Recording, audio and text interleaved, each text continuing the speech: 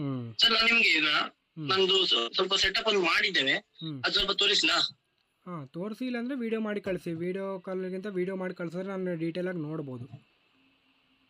Okay, ನಾನು video ಮಾಡಿ ಕಳಿಸ್ತೇನೆ. ಎಲ್ಲಿ ನೀವು ತಿಳ್ಕೊಂಡು ಮಾಡಿದ್ರಿ ಆ ಸೆಟಪ್ನ? ಇದನ್ನು ಹೀಗೇನೆ ಯೂಟ್ಯೂಬ್ ನೋಡಿ ಮಾಡಿದ್ದು. ಓಕೆ ಮತ್ತೆ ಅದಕ್ಕೆ ಮತ್ತೆ ಸ್ವಲ್ಪ ಇವಾಗ ರಿಯಲೈಸ್ ಆಯ್ತು, ಲೈಕ್ ಸ್ವಲ್ಪ ಹೆಚ್ಚು ನಾಲೆಜ್ ಬೇಕು. ಇವಾಗ ಜಸ್ಟ್ ಟ್ರಯಲ್ ಮಾಡ್ತಿರೋದು, okay or at least like 3 months ಗೆ ನಾವು ಟ್ರಯಲ್ ಮಾಡ್ತೇವೆ, ಓಕೆ ಕಲೀಲಿಕ್ಕೆ ಟ್ರೈ ಮಾಡ್ತೇವೆ. ಓಕೆ ಅದಕ್ಕೆ ಒಂದು ನಿಮ್ದು ವಿಡಿಯೋಸ್ ತುಂಬಾ ಬರ್ತಿದೆ, ಮತ್ತೆ ಕಮೆಂಟ್ ಸೆಕ್ಷನ್ ಅಲ್ಲಿ ನೋಡ್ತೇವೆ ನಾವು. ಅಂದ್ರೆ ಓಕೆ. ಹಾಗಾದರೆ ಈಗ ನೀವು, interest ಬಂದಿದೆ. ನನ್ನ ಡೌಟ್ ಏನಪ್ಪ ಅಂದರೆ, ಈಗ ನೀವು ನನ್ನ ಹತ್ರ ಟ್ರೈನಿಂಗ್ ತೊಗೊಳಕ್ಕೂ ಮುಂಚೆ ನೀವು ಸಿಸ್ಟಮ್ನ ಬಿಲ್ಡ್ ಮಾಡಲಿಕ್ಕೆ ಸ್ಟಾರ್ಟ್ ಮಾಡ್ಕೊಂಡ್ರಿ. ಸೊ ಈಗ ಬಿಫೋರ್ ಸೆಷನು ಆಫ್ಟರ್ ಸೆಷನಲ್ಲಿ ನಿಮ್ಗೇನು ಅನ್ನಿಸ್ತು? ಹೆಚ್ಚು ನಾಲೆಜ್ ಗೇನ್ ಆಯ್ತು, of course. I gain more knowledge because ಈ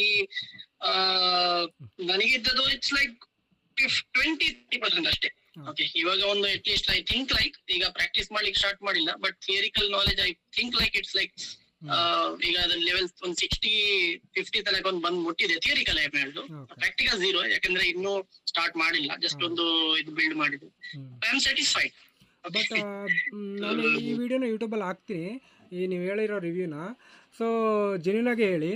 ಸೊ ಈಗ ಟ್ರೈನಿಂಗ್ ಅನ್ನೋದು ಇಂಪಾರ್ಟೆಂಟಾ, ಜಸ್ಟ್ ಯೂಟ್ಯೂಬ್ ನೋಡ್ಕೊಂಡ್ರೆ ಸಾಕಾ?